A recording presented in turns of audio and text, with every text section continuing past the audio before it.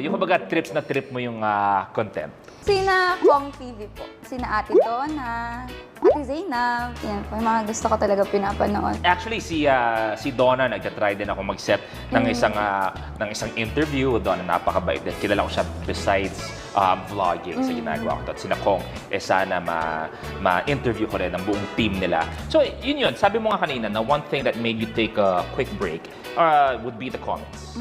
So, nung bago ka sa vlogging, nung una mong napapansin na, teka lang, may mga negative na how did you take it when you were new sa vlogging?